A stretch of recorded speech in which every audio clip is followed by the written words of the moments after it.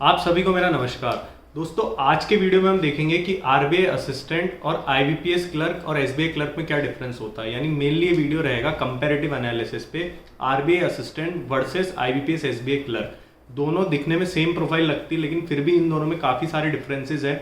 मैं एक एक करके आपको डिफरेंसेस समझाऊंगा कि क्या एग्जाम पैटर्न में डिफरेंस होता है, पोस्टिंग, प्रमोशन, इसके अलावा जो इनकी सैलरी होती है इनमें क्या डिफरेंसेस होते हैं। तो ये हम इस वीडियो के अंदर देखेंगे।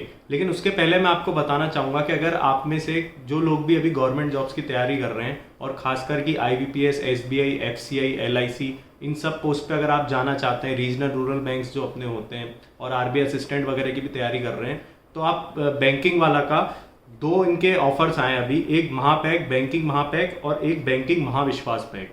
बैंकिंग महापैक जो है वो 1 साल का है और बैंकिंग महाविश्वास पैक जो है वो 2 साल का है। बैंकिंग महापैक की प्राइस है 2499 रुपये यानी 2499 और बैंकिंग महाविश्वास पैक की है 3499। तो और आप इन पे अगर हमारा कूपन कोड लगाएंगे BN100 करके तो आपको एक्स्ट्रा डिस्काउंट इसके अंदर देखने को मिलेगा। मैं लिंक नीचे डिस्क्रिप्शन बॉक्स में शेयर कर रहा हूँ, तो आप वहाँ से जाके परचेज कर सकते हैं। अब हम स्टार्ट करते हैं कंपैरेटिव एनालिसिस। सबसे पहले हम देखेंगे कि आरबीआई असिस्टेंट जो है, सबसे पहली चीज़ तो है कि आरबीआई असिस्टेंट का पेपर हर साल नहीं आता है। मैक्सिमम इसका जो ट्रेंड रहा है वो यही रहा है कि ये 1 साल छोड़ के आता है। लेकिन इस बार ऐसा सुनने में आ रहा है कि आरबीआई असिस्टेंट वापस अपना नोटिफिकेशन रिलीज कर सकता है, क्योंकि इन्होंने पिछले साल रिलीज किया था, तो इस साल भी अपना नोटिफिकेशन रिलीज कर सकता है बहुत जल्द। तो इस साल भी जो लोग तैयारी कर रहे हैं वो इसको लेके प्रिपेयर रहें। अब रही बात आईबीपीएस और एसबीआई क्लर्क की, तो आईबीपीएस का तो आप सभी को पता है कि पहले से अपनी पूरी कैलेंडर की डिटेल्स दे देते हैं, तो इनका नोटिफिकेशन हर साल आता है और एसबीआई क्लर्क का भी नोटिफिकेशन हमको हर साल देखने को मिलता है। दूसरा मेजर डिफरेंस इनके अंदर ये रहता है कि इसके अंदर स्टेट वाइज दोनों में आप अप्लाई करते हैं। ये तो एक सिमिलरिटी हो गई कि दोनों के अंदर आप एक सिंगल स्टेट से अप्लाई कर सकते हैं। लेकिन जो इनका लैंग्वेज प्रोफिशिएंसी टेस्ट होता है वो बहुत डिफरेंट होता है, क्योंकि आरबीआई असिस्टेंट का जो लैंग्वेज प्रोफिशिएंसी टेस्ट है वो ऐसा नहीं है कि आपका बहुत आसानी से क्लियर हो जाएगा अगर आपने दूसरे स्टेट से फॉर्म भरा है। खास करके जैसे आप राजस्थान से हैं और आपने महाराष्ट्र से या पंजाब से कहीं से भी फॉर्म भरा है, तो जैसे महाराष्ट्र की लोकल लैंग्वेज मराठी है तो उसका एलपीटी निकालने के लिए आपको मेहनत करनी पड़ेगी, क्योंकि ऐसे काफ़ी सारे केसेस होते हैं कि बच्चे रिटन एग्जाम पास कर लेते हैं लेकिन एलपीटी क्लियर नहीं कर पाते हैं। यहाँ तक कि ऐसे भी केसेस सुनने में आए कि जो हिंदी स्टेट से और हिंदी का एलपीटी हुआ और उसका क्लियर नहीं हो पाया।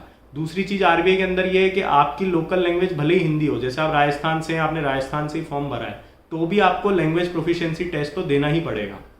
आईबीपीएस और एसबीआई क्लर्क की अगर हम बात करें तो इनका जो नियम रहता है, आपको अगर आपने दूसरे स्टेट से फॉर्म भरा है तो आपको लैंग्वेज प्रोफिशिएंसी टेस्ट देना पड़ता है, लेकिन वो इतना ज़्यादा टफ नहीं होता है। मेरी नज़र में तो आज तक कोई भी ऐसा केस देखने में नहीं आया कि कोई लैंग्वेज प्रोफिशिएंसी टेस्ट के अंदर आईबीपीएस और एसबीआई क्लर्क में फेल हो गया हो।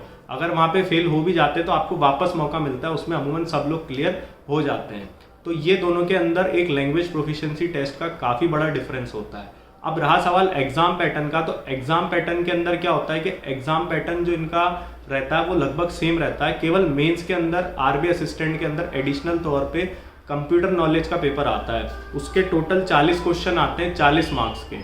तो कंप्यूटर नॉलेज, अगर आप आरबीआई असिस्टेंट की तैयारी कर रहे हैं तो कंप्यूटर नॉलेज अच्छा होना आपका बहुत ज़्यादा जरूरी है, क्योंकि वो बहुत ज़्यादा क्रिटिकल रोल प्ले करता है पेपर क्लियर करने में। तो इसलिए ये एक मेजर डिफरेंस है। आईबीपीएस और एसबीआई क्लर्क के अंदर, जैसे मेंस के अंदर आईबीपीएस क्लर्क के अंदर लिखा रहता है कि रीजनिंग एंड कंप्यूटर, लेकिन उसके अंदर रीजनिंग का ही मेजर पार्ट रहता है, कंप्यूटर का बहुत बड़ा रोल प्ले नहीं होता है। तो ये एक थोड़ा मेजर डिफरेंस है आरबीआई असिस्टेंट और आईबीपीएस एसबीआई क्लर्क के एग्जाम पैटर्न में।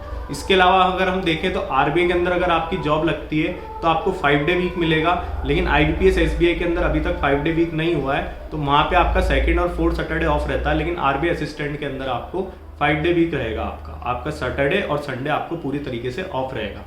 उसके बाद एक मेजर डिफरेंस ये आता है कि आरबीआई असिस्टेंट के अंदर जो सैलरी स्ट्रक्चर है, तो सैलरी के अंदर तो इनमें बहुत ज़्यादा डिफरेंस नहीं है आईबीपीएस और एसबीआई क्लर्क की। मेजर डिफरेंस जो क्रिएट होता है वो अलाउंसेस के अंदर होता है। आरबीआई असिस्टेंट के अलाउंसेस बहुत ज़्यादा है। हमने already RBI assistant plus salary plus allowances का वीडियो डाल रखा हमारे चैनल पे, तो आप वहाँ पे जाके सैलरी स्लिप की प्लेलिस्ट में से देख सकते हैं, तो आपको पूरा डिटेल में समझ आ जाएगा कि आरबीआई असिस्टेंट की पूरे एनुअल सीटीसी कितनी बनती है और एक आईबीपीएस एसबीआई क्लर्क की कितनी बनती है। इसलिए सैलरी में डिफरेंस ज़्यादा क्रिएट हो जाता है अलाउंसेस की वजह से।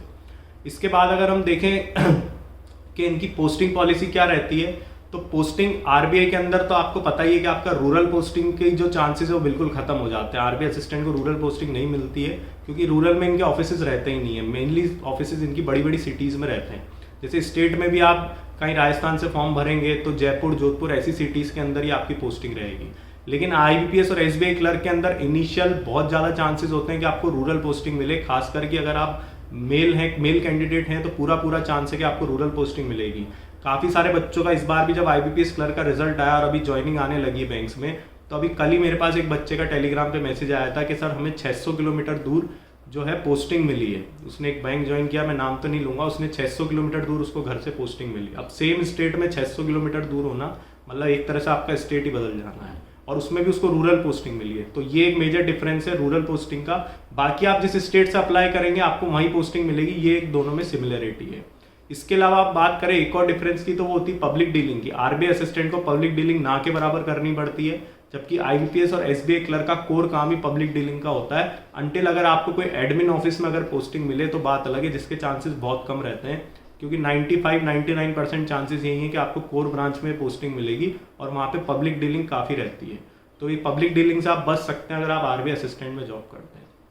इसके बाद अगर हम बात करें इनका वर्कलोड की, तो वर्कलोड जो है वो आरबीआई असिस्टेंट को काफ़ी कम रहता है एक आईबीपीएस और एसबीआई क्लर्क के कंपैरिजन में। इसके अलावा अगर हम वर्क लाइफ बैलेंस की बात करें तो work life balance RBI assistant में 5 डे वीक रहता है। आपको फाइनेंशियल रिस्क नहीं रहती क्योंकि आपको फाइनेंशियल ट्रांजेक्शन्स में ज़्यादा डील नहीं करना है, कैश का इतना काम वहाँ होता नहीं है, वहाँ पूरे तरीके से बैक ऑफिस जॉब है, तो फाइनेंशियल रिस्क वहाँ पे कम रहती है। 5 डे वीक मिलता है, अलाउंसेस आपको काफ़ी अच्छे मिलते हैं, रूरल पोस्टिंग नहीं मिलती है, तो इसलिए work life balance comparatively RBI assistant का ज़्यादा अच्छा होता है। अब रहा सवाल प्रमोशन पॉलिसी का, तो प्रमोशन पॉलिसी लगभग दोनों में ज़्यादा फर्क नहीं होता है। आरबीआई असिस्टेंट में ऐसा कहते हैं कि थोड़ा सा ज़्यादा टाइम लगता है, 4 से 5 साल लगते हैं, लेकिन आईबीपीएस क्लर्क 3 साल बाद पीओ में प्रमोट हो सकता है। लेकिन पीओ में प्रमोशन हो ऐसा जरूरी नहीं है, क्योंकि काफ़ी लोग जब हम एफसीआई के कंपैरिजन में वीडियोस बनाते हैं तो लोग कहते हैं कि बैंकिंग के अंदर आपको प्रमोशन काफ़ी फास्ट मिल जाते हैं। तो प्रमोशन फास्ट सबको नहीं मिलते हैं, आपको रिटन एग्जाम भी क्लियर करना पड़ता है, उसके बाद इंटरव्यू भी क्लियर करना पड़ता है। मैं ऐसे काफ़ी सारे लोगों को जानता हूँ जो एज अ क्लरिकल 6 साल से लगे हुए हैं और उन्होंने रिटन एग्जाम क्लियर कर लिया, लेकिन उनका इंटरव्यू क्लियर नहीं हो पाया है। तो इसलिए ये काफ़ी कुछ आपकी किस्मत पे, आपकी मेहनत पे और आपके वहाँ जाने के बाद कैसे सर्कमस्टेंसेस क्रिएट होते हैं उस पर डिपेंड करता है। अगर कोई एक स्केल 1 बन के एमडी तक पहुँच गया एसबीआई पीओ में, तो सबको ऐसा मौका नहीं मिलता है, वो गिने चुने लोगों को मिलता है। इसलिए हम अगर ये मान के चलें कि बैंकिंग के अंदर प्रमोशन बहुत फास्ट है, तो हाँ ये जरूर है कि दूसरे के कंपैरिजन में फास्ट है, लेकिन आप प्रमोशन सभी को फास्ट मिल जाएंगे ये कोई ज़रूरी नहीं है। तो ये एक मैंने वीडियो बनाया था कि RBI assistant versus IBPS SBI clerk में मेजरली क्या डिफरेंस होता है। अगर आप लोग तैयारी कर रहे हैं तो अच्छे से तैयारी करें। जिन लोगों का आईबीपीएस क्लर्क या एसबीआई क्लर्क पे सिलेक्शन हो चुका है तो वो आरबीआई असिस्टेंट की तैयारी जरूर करें इस साल, क्योंकि ऐसा मौका बहुत कम आता है कि आरबीआई असिस्टेंट हर साल आए।